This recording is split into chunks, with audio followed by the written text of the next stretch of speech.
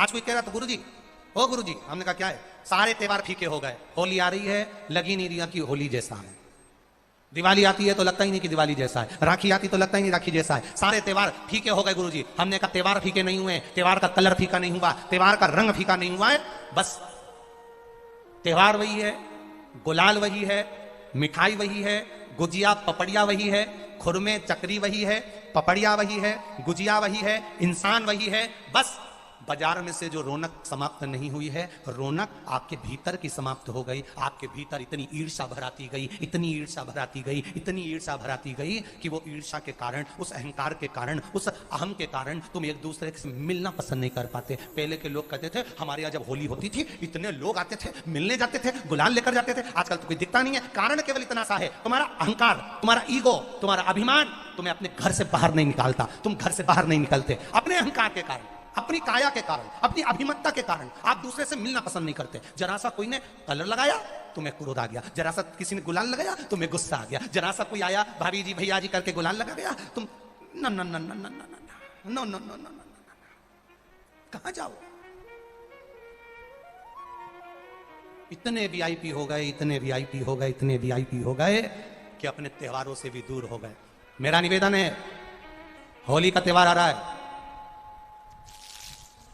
उस फागुन के त्योहार में मेरा देवादिदेव महादेव माता पार्वती के साथ होली खेलता है, मेरा कृष्ण कन्हैया राधा रानी के साथ होली खेलता है। आप भी अपने इष्ट मित्रों के साथ होली खेलिए और दिल से खेलिए, दिल से खेलिए, हृदय से खेलिए, भाव से खेलिए, दिल से त्योहार मनाइए। हमारे सीहोर में, सीहोर जिले में एक होली होती थी। उस होली का नाम हमने पिछली बार बदल दिया था। कौन सी होली करती थी? महादेव की होली। पिछली बार हमारे सीहोर जिले में हमेशा होती आई थी वो होली, थोड़ा उसका नाम हमने चेंज कर दिया था तो उसको महादेव की होली कर दिया। मेरे सीहोर जिले के रहने वाले सभी रहवासियों से, जिले भर के निवासियों से निवेदन करना चाहूंगा, वो पुरानी होली को बंद कर महादेव की होली नाम दिया गया है। शिव मंदिर में जाना है, चंदन का जल शिव जी को एक लोटा चढ़ाना। एक बात अपनी जिंदगी में उतार कर रखो, शंकर भगवान को घी का दिया भी लगाओ तो तुम्हारे घर में जो असली घी हो, थोड़ा सा भले एक बत्ती लगाओ, भले इतनी सी बत्ती जलाओ, पर असली घी की जलाओ। शिव जी को अगर चंदन भी लगा रहे हो तो असली लगाओ। शंकर भगवान को चावल भी चढ़ा रहे हो तो असली चढ़ाओ। शंकर भगवान को अगर अष्टगंध भी चढ़ा रहे हो तो असली चढ़ाओ। केमिकल का कोई चीज मेरे महादेव को मत चढ़ाओ जिससे भगवान शिव की मूर्ति नष्ट हो। ऐसी कोई चीज मेरे महादेव को ना चढ़ाओ। अगर शंकर भगवान के साथ आप होली खेल रहे हो तो चंदन का पानी शंकर भगवान को चढ़ाइए, अष्टगंध का जल भगवान शिव को चढ़ाइए।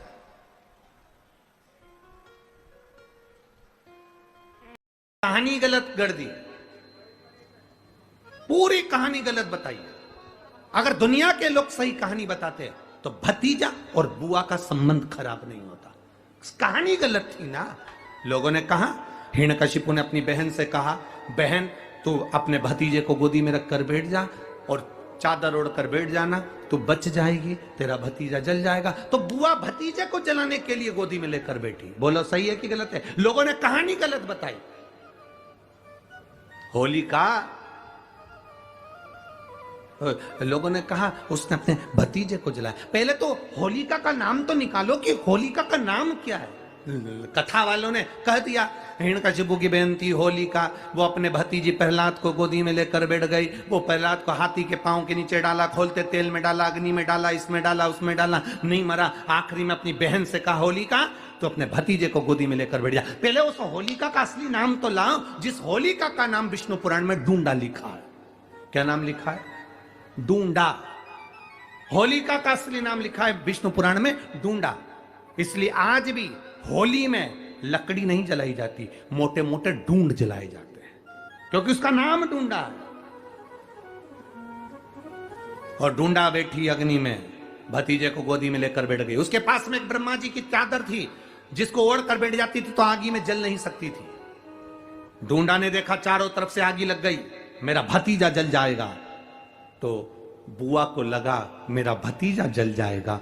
बुआ वो होती है जो दुआ देती है, बुआ कभी बद्दुआ नहीं देती है। और ढूंढा ने अपनी चादर को उतारा, आगी चारों तरफ से लग गई। बुआ को लगा मेरा भतीजा जल जाएगा, तो अपनी चादर उतार कर अपने भतीजे पे डाल दी। और बुआ खुद जल गई पर अपने भतीजे को नहीं जलने दिया। ये कथा है, पर लोगों ने उसको पूरी पलट दिया, पूरा पलट दिया।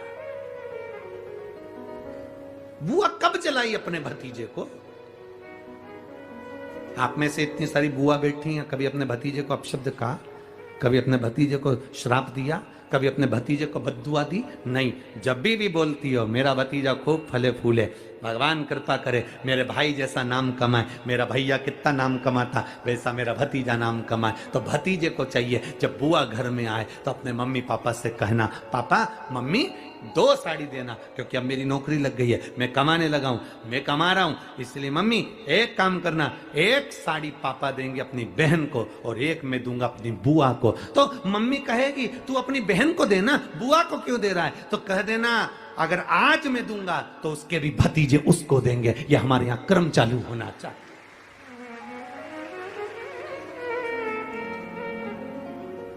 पर करे क्या? 4 भाई 1 साड़ी, बहन को जब देते हैं पैक करके, पूरी पैकिंग,